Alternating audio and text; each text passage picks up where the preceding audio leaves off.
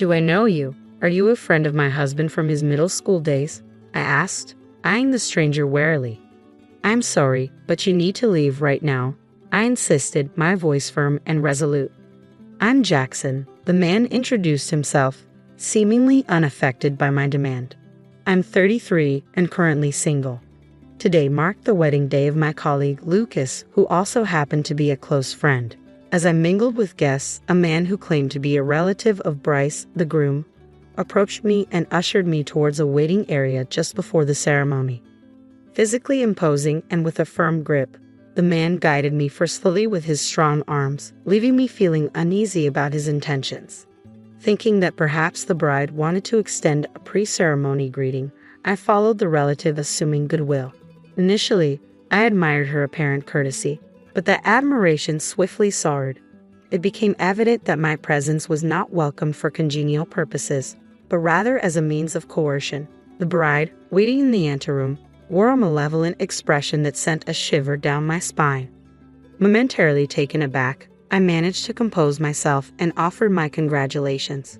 "Congratulations on your wedding," I said, trying to maintain a semblance of normalcy. Her response was abrupt and commanding. "You need to leave immediately," she ordered, leaving no room for argument. "What?" I blurted out in disbelief, unable to contain my reaction to the bride's statement. Her response to my question was exasperatingly patronizing. "This is precisely why dealing with uneducated individuals is such a hassle," she muttered under her breath, the disdain evident in her tone. It was clear that the bride harbored disdain for my educational background, or rather, the lack thereof. She didn't mince her words as she elaborated. "Allow me to clarify. My husband and I hail from esteemed lineage, and today's guests belong to the elite echelons of society. Your presence as a mere high school graduate is jarring and distasteful to me." The implications were not lost on me. My educational background had become a source of embarrassment in their esteemed circles. Naturally, I was aware of Lucas' prestigious background and the disdain some harbor towards those without extensive academic credentials. It wasn't a new experience for me. I'd encountered similar attitudes before. Despite this, my bond with Lucas transcended such superficial judgments, prompting me to attend his wedding. My sole intention was to partake in the joyous occasion and celebrate my friend's union. However, the bride's blatant disdain towards me, a guest she deemed unworthy, cast a shadow over the festivities.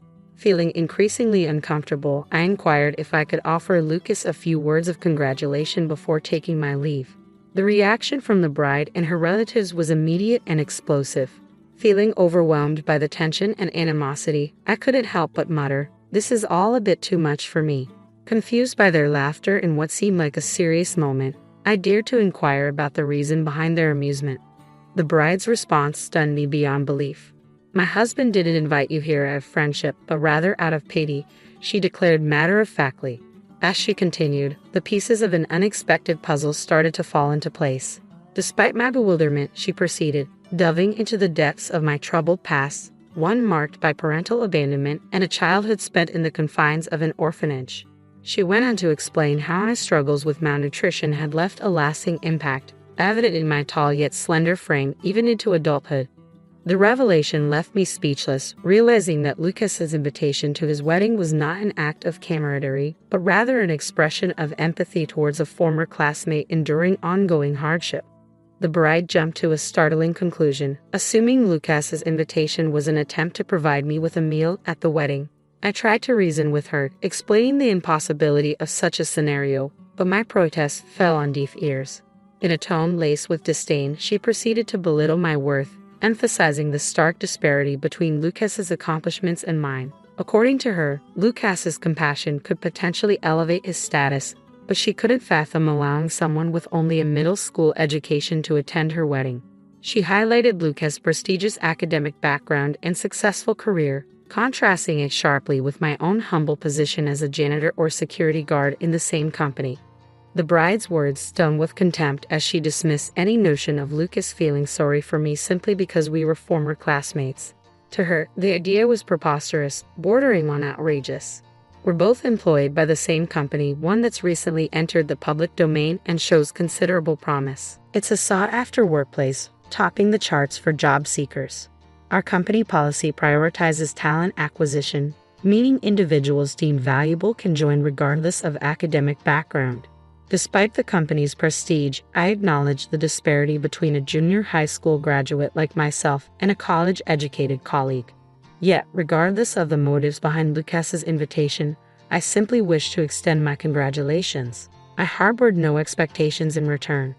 However, earnestly articulate my sentiments and plead my case, the bride remains resolutely unyielding. Her gaze is consistently cold, as though regarding something unsavory. It's as if she's reluctant to even share the same airspace with me. She dismisses my heartfelt expressions of friendship with disdainful indifference. Are you trying to cozy up to my husband and snag a job with just a junior high school diploma? Her words were just a rejection of my presence at their wedding. They hinted at potential repercussions in the workplace. Caught off guard, I struggled to find a response. Despite the company's acceptance of individuals with minimal education, I couldn't bring myself to accept such condescension, especially from the spouse of my colleague. Suddenly, a male relative's actions escalated the tension further. Ignoring my protests, he forcibly grabbed at me, his actions invasive and aggressive. Attempting to fend him off, I reached for his arm, but he forcefully pushed me against the wall. A sharp pain shot through my back and chest, eliciting a low, guttural growl of pain. Enough, just leave, the relative barked before completing its sentence, abruptly opening the door to the waiting room.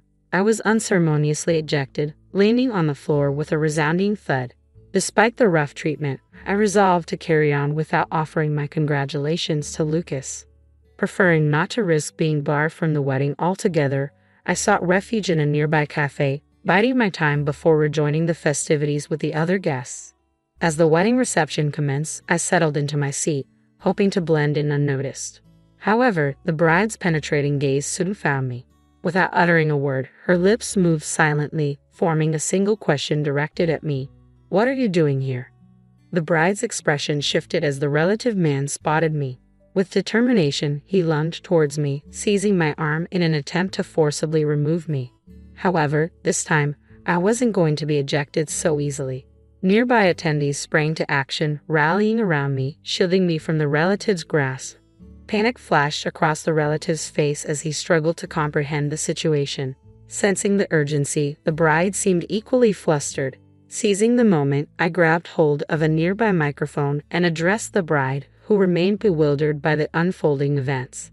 "Bride, I owe you an apology for my earlier words. My desire to witness Lucas's wedding led me here today," I declared loudly, ensuring my message reached her despite the chaos surrounding us.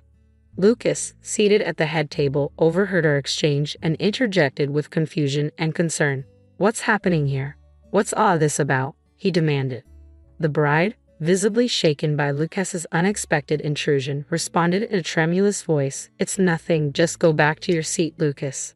With a hint of desperation, she added, "I asked Jackson to leave because he only has a junior high school education. It wouldn't be a good match for us, Lucas." Feeling a sense of resignation, I addressed the bride, who appeared lost in her own distress.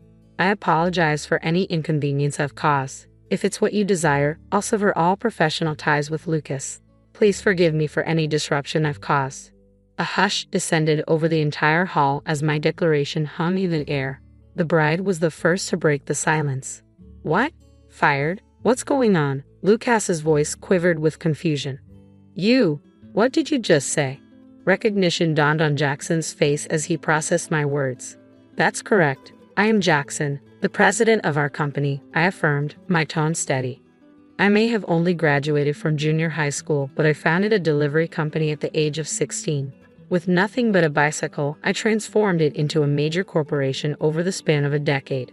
And in response to changing consumer habits, we swiftly transitioned into a publicly traded entity. Lucas wasn't just a friend to me, he was a lifeline, a source of unwavering support when I needed it most. He shared his meals with me, showing kindness and compassion during times when I struggled with malnutrition. Raised in an orphanage until the age of 15, I lacked the familial stability that Lucas enjoyed from the age of 12, when he was adopted by his current parents. Despite our different upbringings, Lucas and I remained close even after our paths diverged geographically. When we embarked on the journey of entrepreneurship together, Lucas vowed to dedicate himself to our shared vision. Witnessing his transformation from a shy individual to a confident groom filled me with immense joy. My determination to congratulate Lucas stemmed from a deep-rooted friendship and gratitude. I remained steadfast even in the face of the bride's objections. Unbeknownst to me, the bride's disdain stemmed from my educational background, yet I was unaware that being a junior high school graduate didn't preclude me from holding a significant position within our company.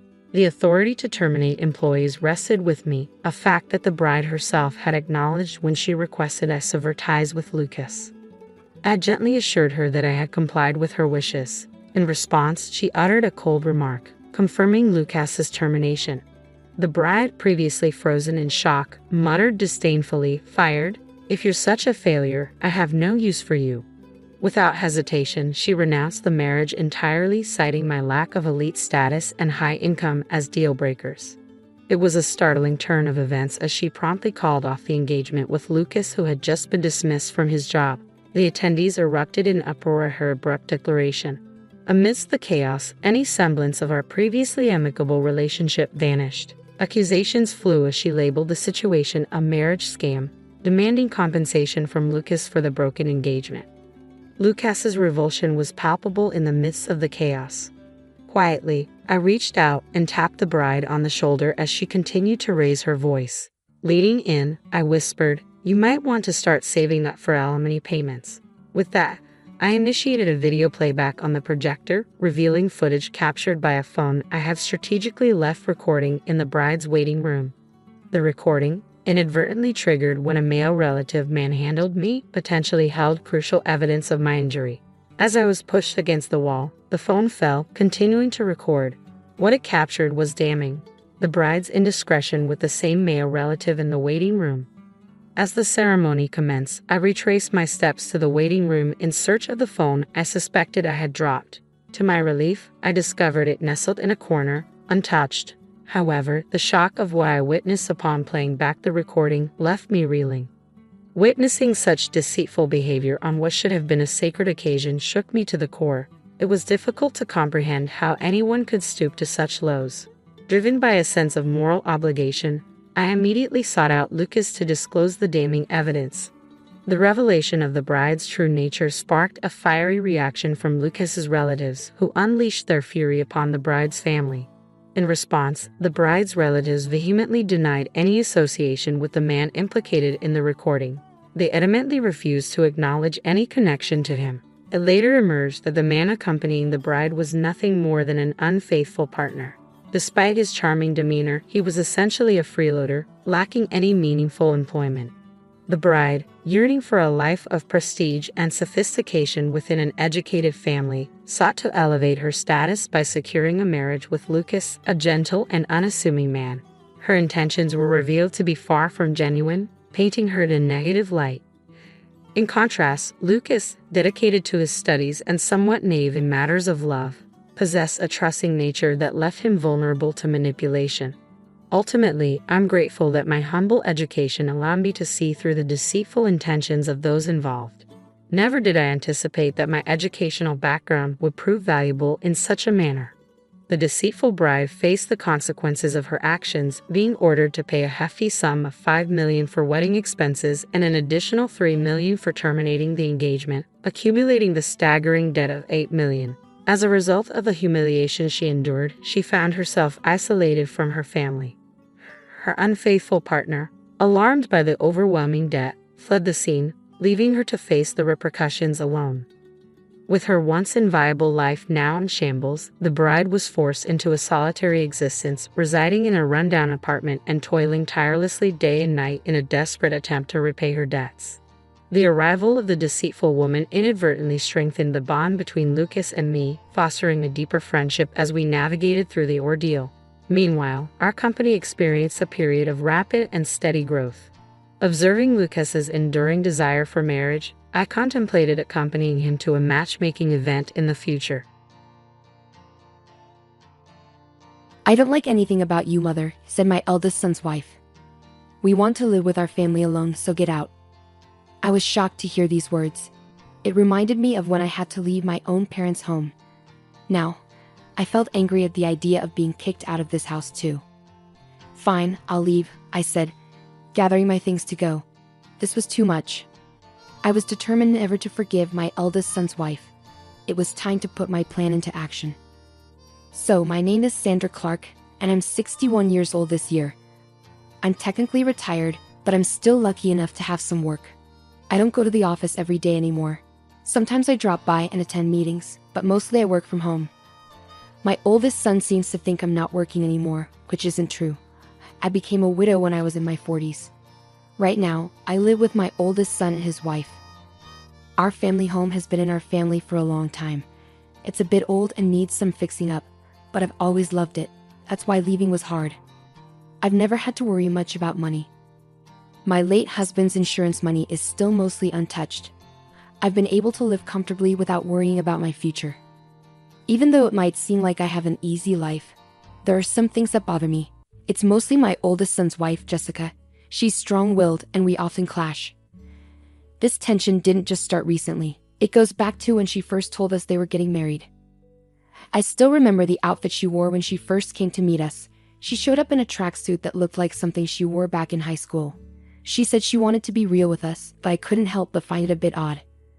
It's not exactly lying, but it felt like she was trying too hard to prove something. She's also very argumentative and smart, which can be challenging. I couldn't understand why my oldest son chose her as his partner. Later, I found out that Jessica was the one who pursued him. She's bold, I'll give her that, and she's attractive too. I think my son, who's a bit naive and sheltered, fell for her charm.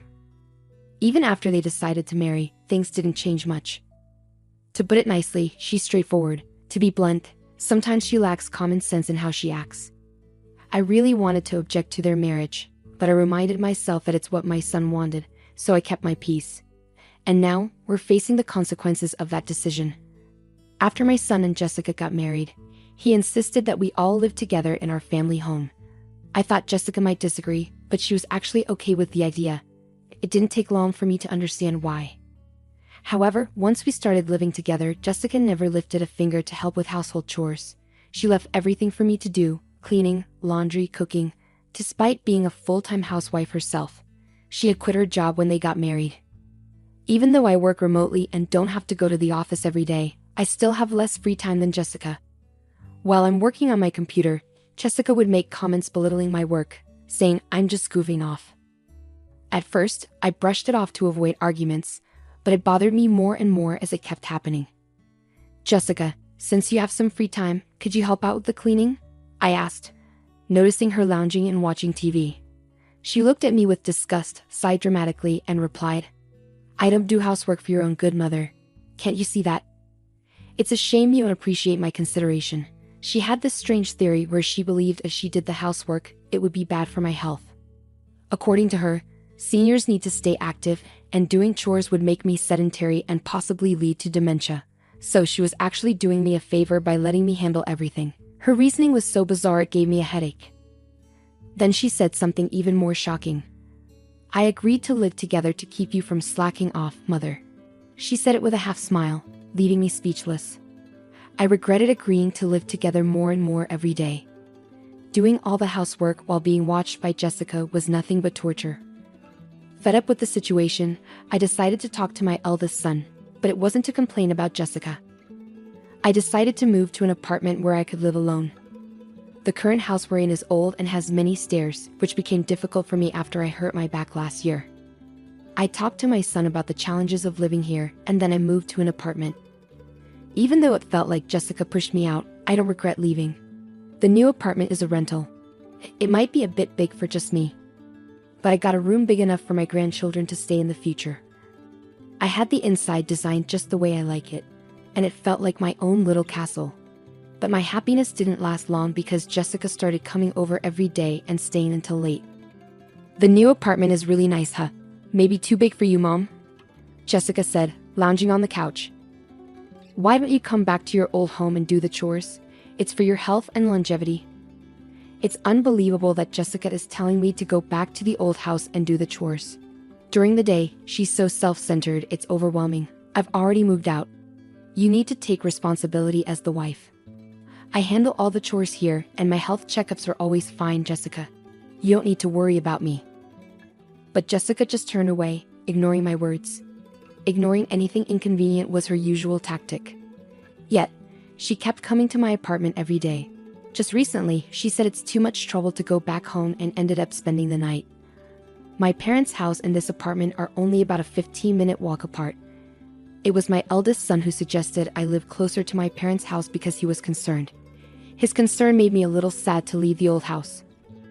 One day, after I had been out for work-related errands, I came back in the evening to a surprise. To my shock, Jessica had let herself into my apartment.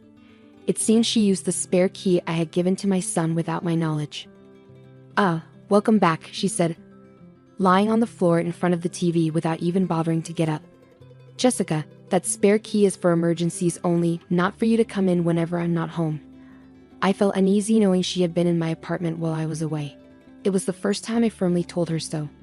She seemed surprised, as I usually let things slide quickly. She gave me an annoyed look, but I stood my ground. You really are a difficult mother-in-law. I can't stand that about you. Jessica started yelling at me. I can't stand anything about you, not even this apartment. We're a family, so you should leave. With that, she tried to push me out the door. It seemed Jessica couldn't bear the idea of me living in the apartment. She was upset that they were still in the old house while I was here, calling it unfair. James is paying the rent for this place, right? It wouldn't be strange for us, his family, to live here. That's what it means to live beyond your means. Jessica seemed to think my son was covering the rent for the apartment. This explained why she kept showing up here. In her mind, the apartment should have been for her family to live in. Fine, I'll leave, I said firmly, staring her down. I agreed to move out within 3 days, which seemed to surprise her. Right in front of her, I called a moving company and arranged for them to come in 2 days. As Jessica left feeling satisfied, I watched her go, already planning my next move. True to my word, I moved out. My new place was an apartment specifically designed for seniors. I decided to test it out for 2 weeks. I handed over the keys and lease documents to Jessica, asking for a change in the contract through the real estate agent to the landlord. Luckily, I've known the landlord for a long time, so they were flexible and accommodating, which was a relief. My eldest son was furious with Jessica for kicking me out. He's even considering divorce, but Jessica doesn't seem to care. In fact, she started living alone in my apartment, saying, "Well then, let's live separately." I'm amazed at how bold she is. But in 5 days, Jessica will find out the truth. While I was working from home, my phone started ringing incessantly. It was Jessica calling. I had been expecting this, so I had a recorder ready to record the conversation. I pressed the record button and answered the call. "Excuse me, Mother, what's the deal with the rent for this apartment? Why do I have to pay it?" Jessica started ranting as soon as I picked up the phone. She sounded flustered. "Well, Jessica, you're the current leaseholder, so it's only fair that you pay. Is there a problem?" I purposely kept my tone calm and relaxed to annoy Jessica. She seemed even more agitated but didn't back down. "But didn't James used to pay the rent here? We're not even divorced yet, so shouldn't James pay?" Jessica had told my eldest son about the rent issue and he advised her to call me. The truth was, my son had never paid the rent. In fact, I had been financially supporting him. After retiring, I continued working as a consultant and advisor, earning a good salary. I was actually earning more than my son.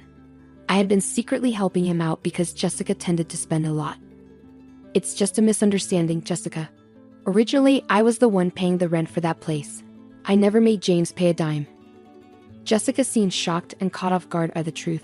She quickly said what she wanted to and hung up the phone. Right away, I contacted my eldest son and played him the recorded conversation.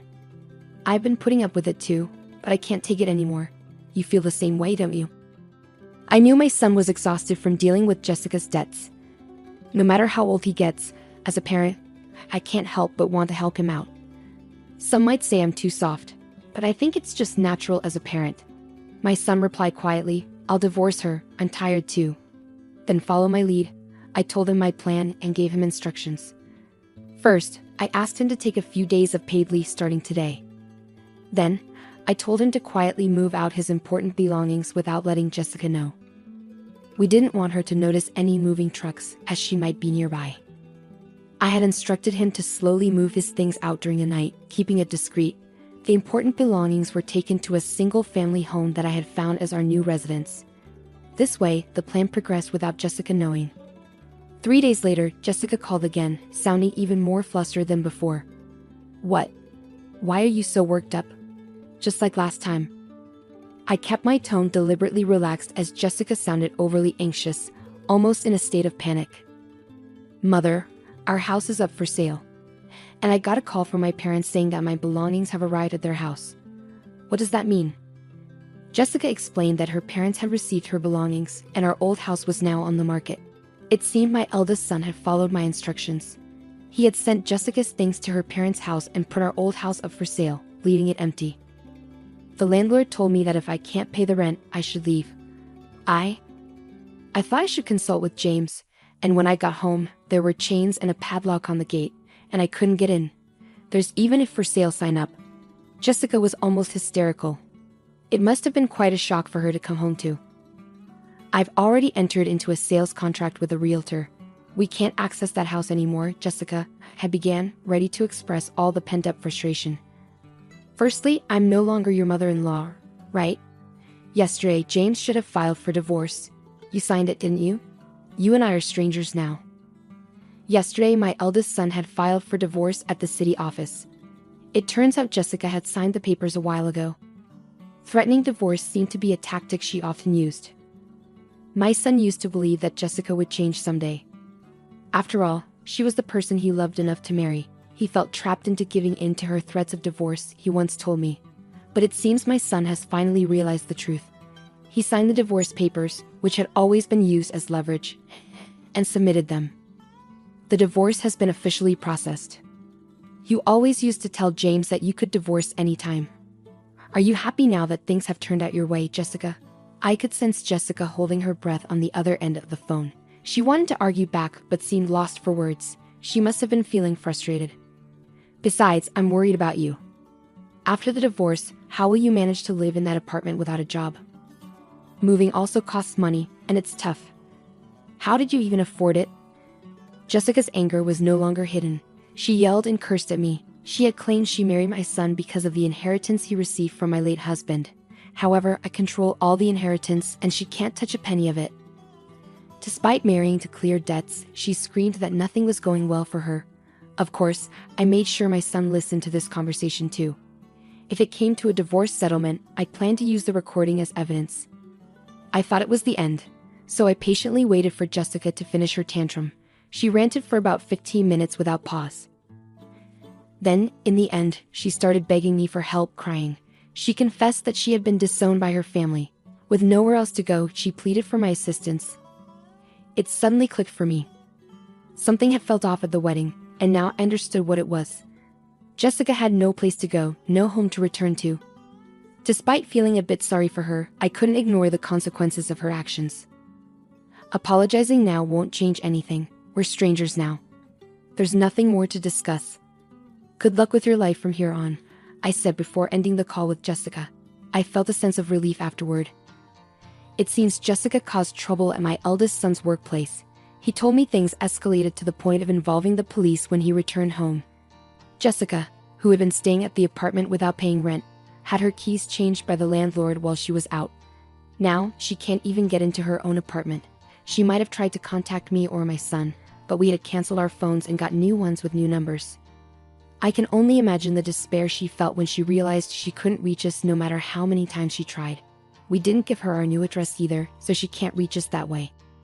After causing a scene at my son's company, she was issued a restraining order.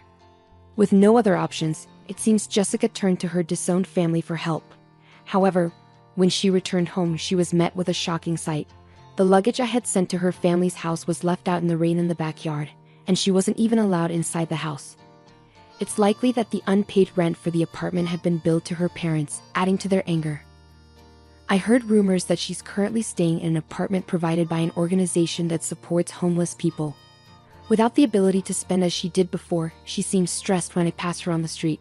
I was stunned to see how much her hair had turned white and how dry her skin looked. She had changed so much. I hardly recognized Jessica at first. It made me realize just how much a change in living conditions can affect a person. I've started a new life in the house I bought with my late husband's inheritance. It's a duplex, so my son can remarry whenever he wants. For now, he joins me for dinner, but otherwise, he takes care of his own things. I've found that this distance works well for us. The money from selling my parents' home is safe for future needs. I plan to use it for my son and his future wife when they marry. And of course, I'll keep some aside for any future grandchildren. I'm thinking of creating the English garden I've always dreamed of in my new home. On days when I'm not working, I spend time in the garden, caring for the young trees and herbs. This new life, filled with hope, has become my daily routine. My name is Lisa. I'm 35 years old and I work part-time. I live with my husband Mark and our daughter Emma. Mark works in an office, and Emma goes to first grade. We bought an old house and we still owe money for it. When Emma started school, I got a part-time job to help pay for the house. Mark's older sister Nancy got married before us. She lives with her dad, Mark's dad, in their family home. Nancy thinks she should have the house because she got married first. She says she'll take care of their dad, so she should get the house. Nancy's mom had already passed away when she got married, so she didn't need to take care of her dad at the time. The house where Mark's parents live is really big, and I remember being surprised when I saw it before we got married. It had a fancy gate and a lot of land around it, which made me wonder if Mark's parents were rich. When Mark and I were dating, he didn't seem very wealthy, so seeing his parents' big house was a shock. Mark said his family used to be rich, but they lost money over the years. He joked that even though his grandparents' house was big, it was old and not very comfortable to live in. He said it was amazing that his parents' house with its big piece of land was still in a nice neighborhood. I understand why Nancy, Mark's sister, wants to keep the house for herself. She kicked Mark out of the house if she could live there. She probably wants to own the land and house herself. But I don't know if Nancy actually owns the house now. When Mark and I got married, he said that since Nancy would take care of their dad, I wouldn't have to. We planned to let Nancy inherit the house. That's why we bought our own house. It might make their dad feel better to be taken care of by his daughter instead of me if he ever gets sick and needs help. When we go to visit Mark's family for Christmas or summer holidays, Nancy doesn't treat her dad very well. Even during meals, it feels like he's not part of the family. If Mark or I try to sit with him, Nancy gets upset and says he prefers to eat alone. After meals, when I talk to my father-in-law in his room, he tells me he's not happy living there because Nancy causes problems. He says he always eats separately from Nancy's family and gets less food. But Nancy still takes a lot of money from him, even though he only has his pension. Nancy doesn't do his laundry or help with chores much. My father-in-law does most of the cleaning and gardening because Nancy ignores him. Even her husband and kids don't treat him well. When my father-in-law asked Nancy's husband for a ride to the horse race track, he got yelled at. Nancy's son, who's 10, is rude to my father-in-law, saying he smells and should stay in his room. It seems like my father-in-law doesn't remember ever holding his grandson, even though they've lived together since he was born. When my daughter visits, my father-in-law loves spending time with her. He tells her she's his only grandchild, sounding a bit lonely. Hearing this makes me feel sorry for him. Whenever we go to his house, my husband gets upset and tells Nancy to treat their dad better. But Nancy gets angry with my husband, accusing him of trying to take the house away from her. I won't let anyone take this house, my husband insists. It's worrying how much Nancy cares about the house. Then, my father-in-law had a fall at home. The house isn't set up for elderly people, and he tripped over a small step, breaking his right hand. Luckily, he didn't have any other injuries and didn't need to go to the hospital, but it's hard for him to do anything without his right hand. When we visited him, we were shocked to see how weak he'd become. Not only can he not use his right hand, but he can hardly move his feet and clearly needs help. But Nancy's family completely ignores him and doesn't take care of him. He can still manage to get to the bathroom by himself, but eating is really hard for him. My husband confronted my sister-in-law right away. "Why aren't you looking after Dad?" But she didn't seem to understand why he was upset and just laughed it off. A broken hand is no big deal. He can walk by himself, and he's not complaining. It seemed like my father-in-law, used to being ignored, couldn't stand up to my sister-in-law, and she probably knew it. My husband was even more angry. "Isn't it obvious we should take care of our parents?" When he said that, my sister-in-law smirked and said, "You can take care of Dad." I don't want an old man with hardly any money. I was furious at how my sister-in-law could talk about her own father like that. She even said, taking care of a father who only gets a small pension isn't worth it. Her words were so mean that I lost my temper and spoke up. "Fine, we'll take care of him. He won't heal properly if he stays here." My husband agreed, and we decided to take my father-in-law and leave his house right away. While we were packing up my father-in-law's things, my sister-in-law started saying we couldn't have the house just because we were taking care of Dad. She cared more about the house than her own father and didn't have much else to say. My husband brushed off her comments, saying, "Don't worry, I already bought a house. I don't need this one. Do whatever you want with it." My sister-in-law seemed relieved to hear that. Even as we were getting ready for my father-in-law to move, my sister-in-law and her husband didn't help.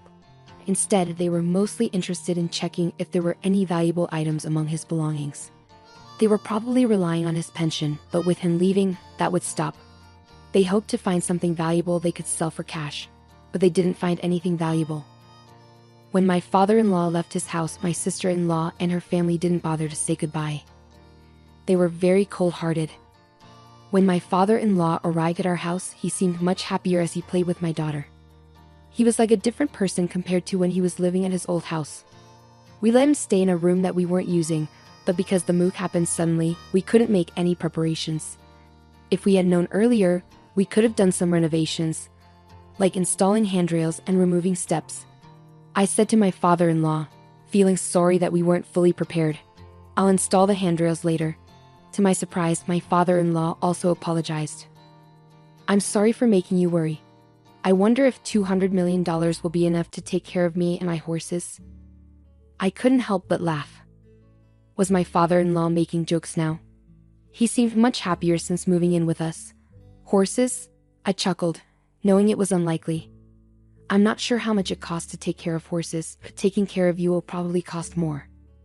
I couldn't understand why my father-in-law brought up horses, but his joke seemed way over the top, like something a wealthy person might say. But when I saw his worried face after my response, I started to worry too. He asked, "Does taking care of a person really cost that much?" "All I have left is $200 million. Looking at his serious expression, I realized he wasn't joking earlier. I panicked and tried to explain that my previous comment was just a joke. $200 million is more than enough. It's actually too much. I rushed to my husband to ask about the horses and the $200 million. He was just as confused, but then he remembered something about his grandfather being a landowner. "Remember how I told you my granddad was wealthy? Maybe Dad used to own horses." My husband and I decided to talk to my father-in-law to get the full story. It turned out that he had been owning horses for years, and his trips to the racetrack were actually to check on his own horses, not to bet. He had kept this a secret from his family, so my husband and his sister had no clue about it. Now, with his broken hand and thinking about his future, he worried that if he mentioned owning horses and having $200 million in assets, his daughter and son-in-law might demand it all. He got concerned when I mentioned making home modifications, thinking it might trigger their demands. That's why he decided to tell me about his horse ownership and finances.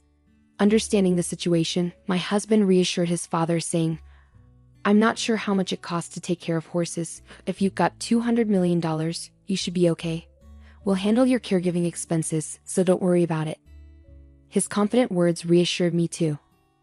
After checking with the person who had always looked after the horses, we made sure there wouldn't be any issues, and we'd put the horse matter to rest.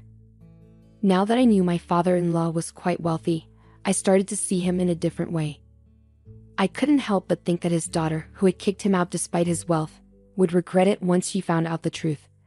The idea of her regret brought me some satisfaction. Since my father-in-law moved in with us, our lives had changed. It was busy juggling my part-time job and taking care of him, but my husband helped, and we managed. Having my father-in-law at home brought a new companion for my daughter, and he seemed happier too.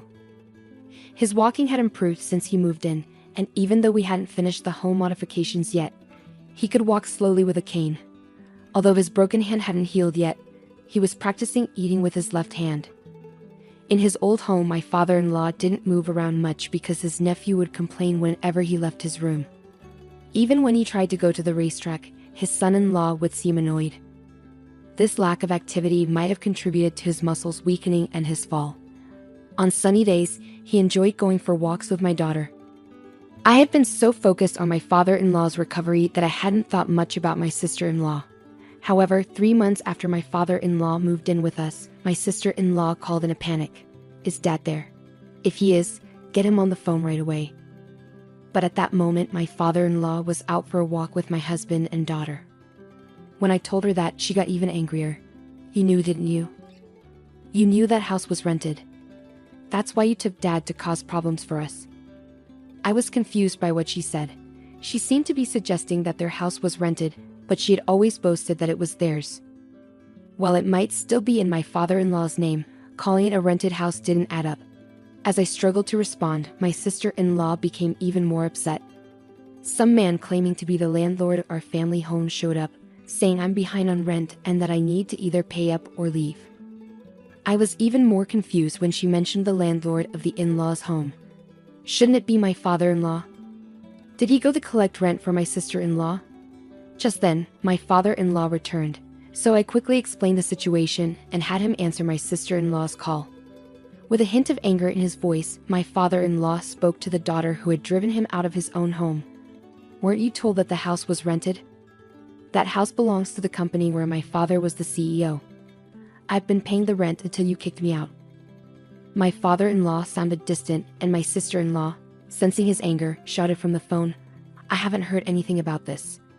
I'm coming over right now, so wait for me." About 30 minutes later, my sister-in-law and her husband arrived, looking flushed and surprised to see my father-in-law walking on his own.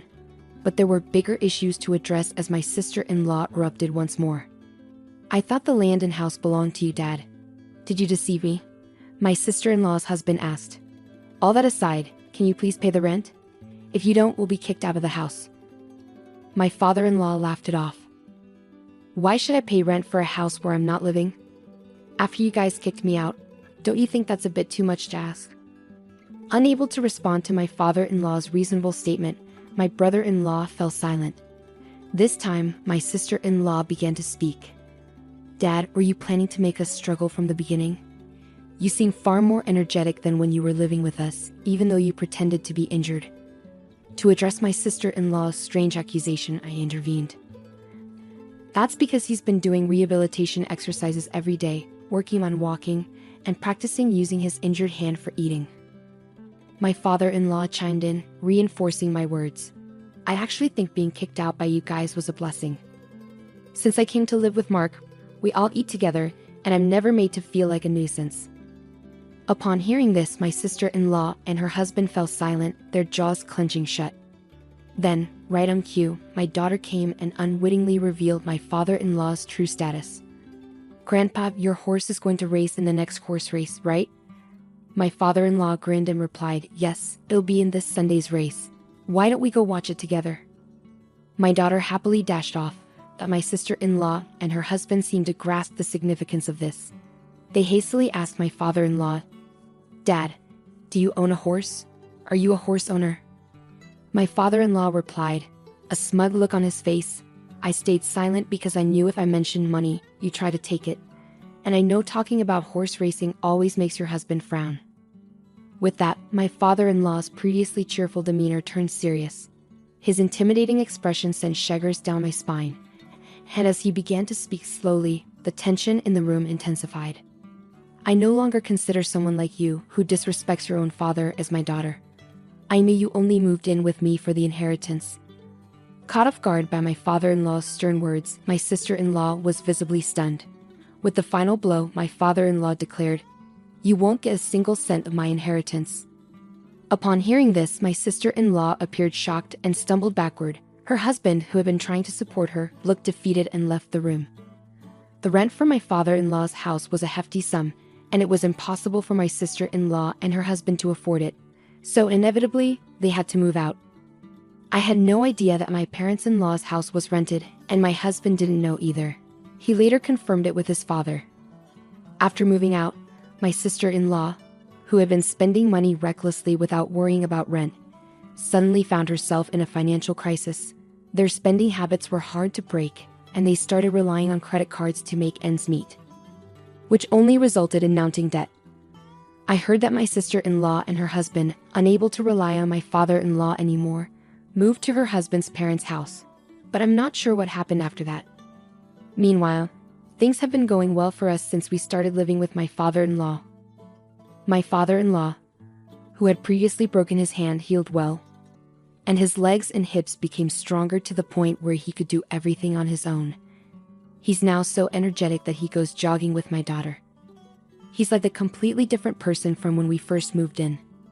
Since that incident, my father-in-law has been having discussions with my husband and thinking about the future, even drafting a will. I'm not sure what's in the will, but I assume he's arranged things so that his daughter won't inherit anything. What made me happiest was when my father-in-law paid off the remaining balance of our home loan. We still had nearly 20 years of payments left, but I'm grateful that he paid it off ahead of schedule. With the loan fully paid, my father-in-law is considering doing some renovations to our home to make it more accessible. He talks about his plans with a smile, but I don't want him to talk about becoming bedridden. I want him to stay healthy for as long as possible. My sister, who took John away from me, said, "I'll be happy enough for both of us." She sent me an invitation to her wedding with John, trying to make me jealous. But I told Mom, "We'll go anyway. We'll make sure to make it special." Usually my parents are nice and hardly ever get mad, but they'd had enough of my sister's bad behavior. We went to the wedding with determined smiles, but it turned out to be a disaster, not a happy occasion. I'm Hannah Turner, 24 years old, and I draw pictures for a living. I got married recently, not even a year ago, and my relationship with my husband, John, is strong. We met through a friend and quickly started dating. He proposed to me at a restaurant with a beautiful view at night. Our wedding was full of happiness, surrounded by family and friends. One day, I noticed that my husband John forgot his phone in the living room. I picked it up and brought it to him, saying, "John, you forgot your phone." He seemed a bit nervous as he took it, thanking me quickly before rushing out the door. His sudden rush left me feeling uneasy, and that feeling marked the beginning of my suspicions. After that day, John started carrying his phone with him everywhere, even at home. I found it strange, but I couldn't imagine John would cheat on me, right? We'd been getting along fine without any major problems, so I tried to convince myself that everything was okay. However, my trust didn't last long. While I was hanging up laundry, I saw a notification on my own phone. It was an email from an unfamiliar address. "Hey, long time no see. How have you been?" It seemed like it could be from someone I knew, but I heard about scams where people pretend to be friends, so I decided to ignore it. But then another message came through. "Hey, don't ignore me. I can see you read it. Ignoring your sister? That's just like you, always so mean." Right after I closed my phone, it rang, and it was another message from the same unknown sender, calling me their sister. Indeed, I do have a sister named Sally, but she's known for causing trouble in various ways. Sally, my sister, had a history of causing trouble, especially with money. She often borrowed money from friends and then disappeared without paying them back, leaving my parents and me to deal with the fallout. Because she was their daughter, my parents always ended up paying off her debts. On top of that, Sally had a habit of making complaints over the smallest things. She'd yell and be rude, even making people kneel down to apologize to her. This made her a difficult customer to deal with. Another problem was Sally's love life. She had a thing for men who were already in relationships, whether they were friends or family. She didn't care about causing tension between people, she just pursued what she wanted. Because of her behavior, I had cut ties with Sally since she left home, so when I received a message with the word "sister" on my phone, I felt uneasy. I debated whether to respond, but I ultimately decided to ignore it. Whether it was really Sally or someone pretending to be her, I didn't want to get involved. However, the messages kept coming until I finally opened one to block the sender. What I saw shocked me to my core. It was a message from Sally, saying that John was now hers and that I should hurry up and divorce him. There was even a photo of John and Sally together as proof. I didn't need any more confirmation, I knew it was true. I sat down, feeling dizzy with shock and disbelief. After Sally's message, John never came back home. Instead, all I got was a set of divorce papers filled out by him. My attempts to reach John were met with silence. Losing my husband in such a sudden way left me feeling devastated, angry, and emotionally fragile. Why, John? I cried for days. Once I had calmed down a bit, I decided to reach out to Sally. "What do you want? Let me speak to John. You've been ignoring me for so long, and now you contact me without even saying hello or apologizing. What's your intention?" I demanded, Excuse me? You should be the one apologizing. Just send John back home for now. No way. He doesn't want to come back. He says he loves me more than he ever loved you. And why should I apologize? It's your fault for not being able to keep him. No matter what I said, Sally wouldn't listen. I was already feeling terrible mentally, too exhausted to worry or think anymore. I realized it was pointless to keep arguing. Holding on would only make things worse. You know, if you're going to be angry at someone, be angry at your own lack of charm, loser. After that conversation, I shut off my phone. I was done dealing with Sally and had lost all affection for John, who had chosen her. Before I knew it, I had signed the divorce papers, and just like that, my once happy marriage was over. My life became a mess after that. Maybe because of the emotional damage, I struggled to eat and felt more tired than usual. I looked so worn out that my coworkers started to worry. Despite trying to reassure them with a smile, it felt like my body and mind were reaching their limits. Eventually, I collapsed at work and woke up in the emergency room. My parents and a close coworker were there beside me. Hannah. Can you recognize me, Hannah? Their voices brought me back to reality. Looking around, I realized I was in hospital, remembering what had happened. Oh, I collapsed, didn't I? My dad sighed with relief. We were so worried when the hospital called. Are you working too hard? He asked. But deep down, I knew it was the stress from John and Sally. Maybe, I muttered, and my mom quickly called for a nurse to get a doctor. After a checkup, they decided to keep me in the hospital for observation. Are you eating properly? Getting enough rest? My dad bombarded me with questions, clearly worried. I assured him I was okay. My mom asked him to buy some drinks and snacks for me, and he agreed, leaving the room. Hey Hannah, something's not right, is it? Natalie said. You've seemed really tired lately, and this is so unlike you. They say women have strong intuition, and Natalie seemed to have it. I sighed and opened up to them about everything that had been happening. I ended up crying while explaining, realizing I had reached my breaking point without even realizing it. I thought I could handle it all, but it turns out I didn't understand myself as well as I thought. As I tried to laugh it off, my mom squeezed my hand tightly. I had no idea all of this was going on. Why didn't you tell us sooner? This is the first time I'm hearing about the divorce. I'm sorry to say this in front of you, Mom, but is Sally out of her mind? I can't believe it. Both of them expressed their anger towards Sally, and I could tell they were genuinely worried about me. I didn't want to cause trouble or worry anyone, so I tried to downplay the situation. I felt embarrassed, and part of me believed what Sally had said might be true.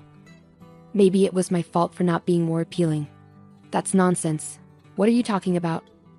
It's clear that Sally and your ex are the ones in the wrong here. Natalie is right. You didn't do anything wrong. To think you were suffering all alone, I'm so sorry. Both of them looked like they were on the verge of tears. I regretted not relying on the people around me more.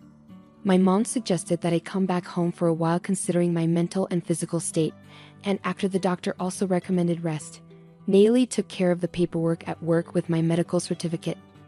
When my dad returned with drinks and heard about me resting at home, he immediately agreed that it was a good idea. Natalie managed to explain everything to my workplace, and HR assured me, "You've got plenty of paid time off saved up, so take your time off to rest." After thanking Natalie, she reassured me that she'd be there for me, and I should lean on her whenever I needed. Over the next few days, I stayed at my parents' house. Natalie came to visit occasionally, and I could feel my mind and body gradually recovering. I realized that keeping everything bottled up inside wasn't healthy. Today, as Natalie and I were enjoying cake prepared by my mom, my phone rang, piquing my curiosity. I opened it, and my heart raced. "Hey there, how are you doing? Thought you might be wondering about us, so I decided to reach out." It was Sally, who I hadn't spoken to since the fallout. I regretted letting my guard down and checking my phone. Natalie noticed the change in my expression. "What's wrong? Are you okay?" Yeah, I'm fine," I replied, but it was clear something was off. Natalie asked if she could see my phone. I didn't want to worry her, but I had just realized that bottling things up wasn't good.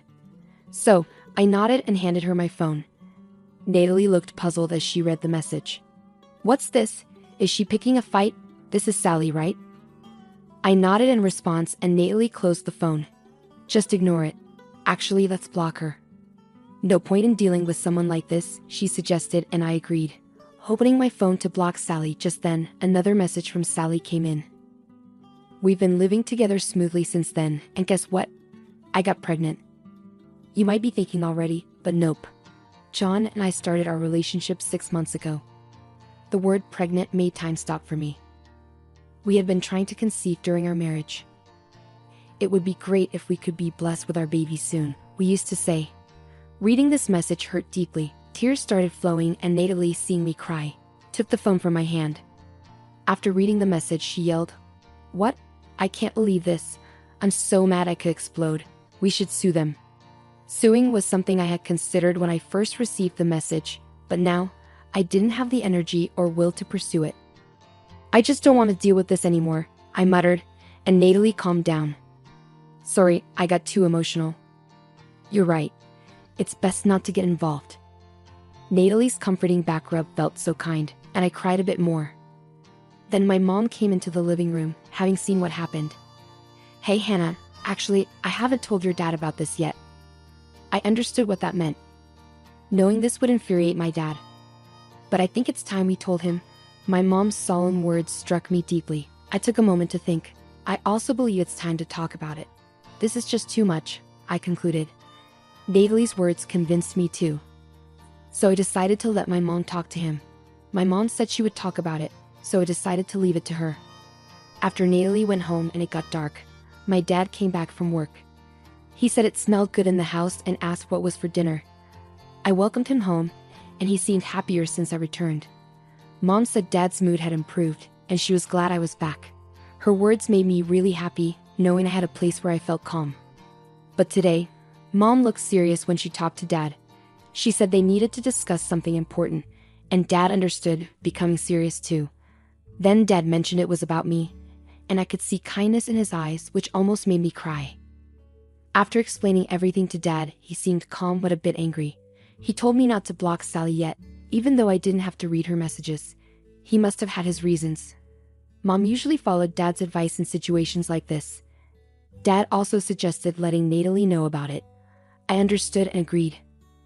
Both Mom and Dad reassured me that everything would be okay and that they were here for me, along with Natalie. Their kind words and smiles made me feel so relieved and happy that I ended up crying. Seeing this, both my parents laughed, and my heart felt warm.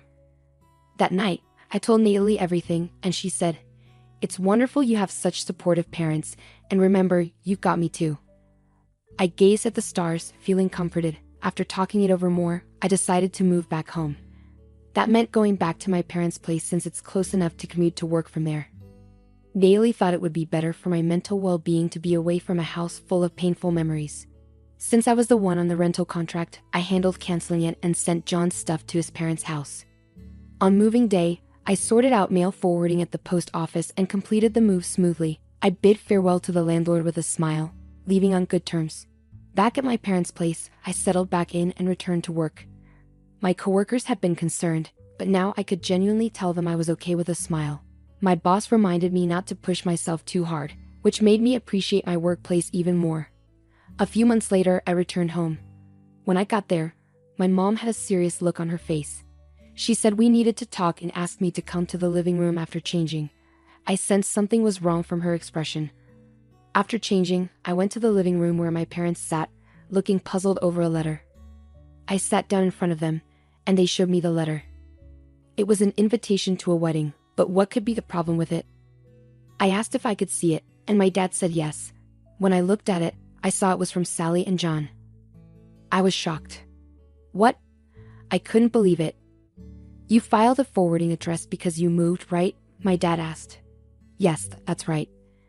No wonder both my parents looked worried, but surprisingly, I felt calm. If this had happened before, I would have been really shocked, but now, I just felt disgusted. "Are you okay?" my mom asked, concerned. Dad was also watching me. "Somehow, I'm better than I expected. I just feel disgusted. I wonder how far they want to go to insult me, right? Even if she's my daughter. This is too much for me to handle," I said. I'm glad Hannah isn't as shocked as we thought, but this is still unacceptable. I could see my parents were angry for my sake. I'm grateful for my parents who are standing up for me. The invitation was addressed to me. Do I have to go? I asked, feeling uncertain, and my parents looked at me with determination. Mom and I will go. We'll show them what hell looks like. It was unsettling to see my usually gentle parents so angry. But the invitation is addressed to me, I pointed out. Well, we're the parents of the bride. It would be rude not to attend, right? My dad reasoned. Exactly. It's our daughter's wedding. We're looking forward to it, Mom said with a smile, but her eyes didn't match her expression, making me nervous. Dad brushed off my concerns and kept getting ready. I hope it's okay, he said, ignoring me. I heard a car pulling up, so I went to check if they had called a taxi. But instead, I found Natalie stepping out of a familiar car. Natalie, what are you doing here? I asked in surprise as I opened the door. She looked stunning in her party dress. Good morning. Are your dad and mom ready? She asked, ignoring my question. Wait, am I attending the wedding too? I was shocked by her statement. When my parents came out, I asked them what was going on. It turned out that one of John's relatives was a friend of Natalie's. Upon hearing about the situation, she was invited to attend as his relative's girlfriend. My parents didn't object. In fact, they seemed excited about going together. As I pondered what they were up to, Natalie said, I can't just sit back after what happened to Hannah. You get it, right? Despite feeling anxious, I agreed. Then my parents and Natalie left together for the venue in one car. I thought about joining them, but Natalie seemed to sense my hesitation and said, if you want to see, I can show you through a video call. So I stayed home and trusted them. But my curiosity got the best of me, and I reached out to Natalie for a video call.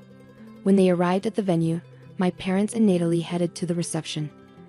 Natalie was on the guest list, thanks to John's relatives' arrangement, but my parents weren't listed since they weren't officially invited. The receptionist went to check their names, and that's when Sally showed up. Sally was surprised to see my parents and couldn't hide her confusion. Why are you here? She asked. Well, we're the parents. It's only natural for us to come, my parents replied. There seems to be a mistake. We didn't receive an invitation, they explained, which made Sally force a smile. The invitation was actually meant for Hannah. Yes, we were surprised when Hannah told us about it. We had no idea about the wedding. Since Hannah couldn't make it today due to work, we came instead. It's fine to invite Hannah, but you should have sent one to us too. It wouldn't look good without the bride's parents, right? My dad pointed out, mentioning the lack of invitation twice. Though I couldn't see my parents' expressions through Natalie's video call, I could picture the scene in my mind. Yes, I'm your daughter after all. Of course, you'd be happy. Sally seemed to genuinely believe my parents came for her sake. I thought she was delusional, I muttered to myself. Then John appeared. He turned pale at the sight of my parents. Relax, John. They came to celebrate with us. They must really love me, especially since Hannah is like that. Sally reassured John, who seemed relieved and greeted my parents with a smile. John's parents also joined in, and the atmosphere became friendly and warm. Seeing my former in-laws chatting happily, a memory of being fondly cared for by them stings a bit. I wondered if they were only nice to me because I was their son's wife, which was a bit shocking. Maybe it was indeed the right decision not to go, I murmured. And the scene shifted to the ceremony and then to the reception. At the reception, Sally and John made a happy entrance. Natalie occasionally asked me if I was okay, but surprisingly, I was fine, responding, I'm okay. More than anything, I was worried about my phone's battery, but she reassured me she had a portable charger, well prepared indeed. When it was time to read the letter of gratitude to the parents, Sally started panicking because she hadn't expected her parents to come. Seeing this, my parents asked the MC for the microphone. Today, we weren't actually supposed to come, so it's understandable that Sally wasn't prepared. As a surprise from us to you, we'd like to convey a message to our daughter Sally, my dad announced. The venue erupted in applause. Sally seemed relieved by the save and smirked, clapping exaggeratedly. Dad, I'm so happy. Her exaggerated gratitude was annoying. I kept watching, feeling uneasy. Then my dad did something unbelievable with a smile. Our surprise from us to you is this, he announced, and suddenly the doors of the reception hall opened, revealing several men standing there, all looking outraged. I watched the scene unfold, wondering what would happen next. Sally turned pale at the sight of them. Our Sally is so charming that she has received affection from many men. The kind Sally has responded to all these feelings, making her a pride and joy. And today, These gentlemen wanted to give us a prize, so we brought them here. My dad initiated, leading to the men storming the stage, expressing their anger. Sally tried to escape but was confronted with accusations like, "What do you mean you're marrying someone else? How much do you think I've spent on you? Pay back the money you borrowed." Sally turned pale and was nearly in tears watching this.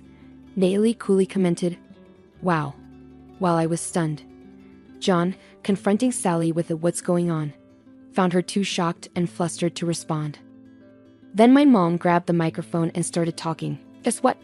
We have another surprise. As my husband mentioned earlier, our daughter Sally is really popular, even with other women." When Mom said this, a bunch of women in the crowd stood up. We invited those who wanted to meet Sally. After Mom spoke, the women went over to Sally. Suddenly, someone else grabbed the microphone and shouted, "You stole my man, and now you're trying to act all happy. Give me money for cheating with my husband. You disappeared as soon as I lent you money. Pay me back." Everything got chaotic. The reception room went from noisy to really chaotic. I bet the other guests were shocked, but they seemed more disgusted than surprised. It was scary to see my parents smiling through all this madness, and I realized this was the kind of reputation my sister had. Amidst all the chaos, someone else grabbed the microphone. "Sally, it's really nice to see such a lovely person becoming our son's wife." Surprisingly, it was my ex-mother-in-law who spoke up unexpectedly. I was puzzled, wondering what she meant. She went on, "It might not be as grand as the surprise Sally's parents prepared, but we also have something special for you." John seemed shocked by his mother's words. "What do you mean, Mom? Can't you see what's happening?" But his attempt to calm things down was ignored by my ex-father-in-law, who took hold of the microphone. "First, we want to thank Sally's parents for their thoughtful surprise. I happen to own a business, and we decided to remove John from his expected position as my successor. That's our surprise for you." "What? What's going on?" Sally and John were shocked. I remembered hearing about John being prepared to take over his dad's business during their marriage, so his dad's announcement was surprising. "What are you saying, Dad? You've made your own choices, cheated by your own will, divorced by your own will, and remarried by your own will. Someone who can make such commendable decisions should start your own business rather than take over mine. Don't decide on your own. You said I was the successor." John looked panicked. "We're serious. You're already doing great on your own. Use your judgment to live your life from now on. With Sally by your side," his dad replied. "Exactly, I couldn't be prouder of having a son who can make such independent decisions." I was stunned. My ex-in-laws seemed to be laughing along with my parents, but their eyes didn't match their smiles. They seemed pretty angry. Natalie found the situation amusing. "They deserve it." I can barely keep from laughing. "I'm just speechless," I said, and Natalie caught me up on what had happened while I was away. My ex-in-laws came to apologize. They truly considered me and my parents as part of their family. They had teamed up with my parents to plan this surprise retaliation. Natalie had been keeping in touch with my parents and had also heard the story from John's relatives, so she knew everything. Hearing this brought tears to my eyes, realizing I had so many people supporting me. "You're not alone, Hannah. There are so many people who care about you," Natalie said, trying to hold back her own tears. "How could we stay silent when someone we care about is hurting?" Yeah, I cried, unable to speak properly, just nodding. "Thank you," I managed to say finally. I saw my parents and ex-in-laws smiling kindly at me through the screen. Meanwhile, chaos continued at the venue, with the staff trying to calm down the disastrous situation. Then, a man stood up and made his way toward the stage. He stood in front of John, who then collapsed to his knees. After saying something to John, the man returned to his seat. "Hey, what did that man say?" I couldn't quite make it out from this far away unless he used a microphone. "Maybe I should go ask him directly," Natalie suggested and headed toward the man with her phone. "Excuse me," she said as she approached, and the man turned around. I was surprised. "Uncle?" It was indeed my dad's brother, my uncle. Natalie showed him the screen, and upon seeing me, my uncle looked surprised and very happy. "Hannah, are you okay? I heard about what happened today from your dad. It must have been tough. Thanks for worrying about me, but I'm fine. By the way, what did you say to John just now?" "I told him that since I run this hotel, I'll be seeking compensation for the damages." The reception hall is a mess because of the bride and groom, my uncle explained. Both Natalie and I understood upon hearing his words. That's why John looked so pale. After chatting with my uncle for a while, I felt a bit more hopeful. Trying to spot Sally through the camera was tough because of the crowd surrounding her. This wedding had turned into anything but a celebration. Looking around, I noticed many guests leaving, including some of John's colleagues I recognized who seemed puzzled as they left. I thought to myself, well, that makes sense, feeling somewhat relieved. The wedding ended in disaster, with Sally and John looking worn out and pale by the end. And now, the bride and groom will leave, the MC announced. But by then, most of the guests had already departed, and only our parents, former in-laws, Natalie, and a few of John's relatives were left to applaud. When my parents came back home, I went up to greet them, and to my surprise, Natalie and John's parents were with them. I was a bit shocked but bowed to my former in-laws. I'm sorry for not keeping in touch. I regret how our marriage ended despite your kindness. I apologized, feeling guilty for not reaching out to them after the divorce. My former in-laws, with tears in their eyes, placed their hands on my shoulders. We should be the ones apologizing, they said, but I insisted it wasn't necessary and thanked them for their care during the marriage. After that, we all sat down for tea and had a pleasant chat, expressing gratitude for the wedding events and parting on good terms. I felt like I finally had closure and felt rejuvenated. A few days later, I received a message from Sally on my phone during work. I had forgotten to block her, but when I checked, it was a barrage of complaints. You ruined our wedding.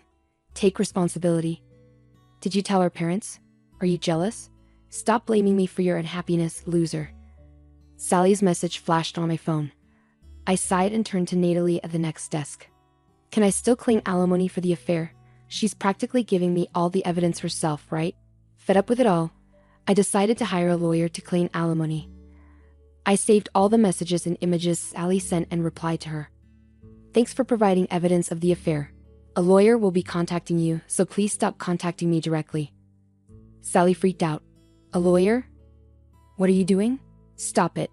She began deleting the messages and images she'd sent. When I told her that I had saved all the evidence, she panicked even more and started apologizing. Sorry, it was all lies. I'll leave Jan alone now that he's not going to be the CEO, and I won't say anything mean anymore. Please don't make me pay alimony, I already have debts. That's not my problem. I don't want Jan, and do whatever you want. Actually, maybe it's good you took him. I don't need a man who cheats. And in the end, you protected me. Thanks, sis, I replied before cutting off contact. After blocking Sally, she tried reaching out from different accounts, but I blocked those too.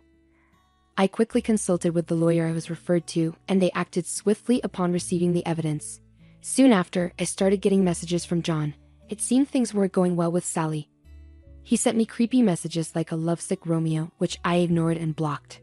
When he tried to contact me through the house, my parents handled it. Apparently, he got scared off by them and hasn't reached out since. Later, the lawyer informed me that John and Sally had agreed to pay the alimony. They tried to resist using Sally's usual complaint tactics, but that didn't work on a lawyer. Realizing they had no chance, they gave in. John, who was initially resistant, looked defeated and pale after learning Sally had provided plenty of evidence against him.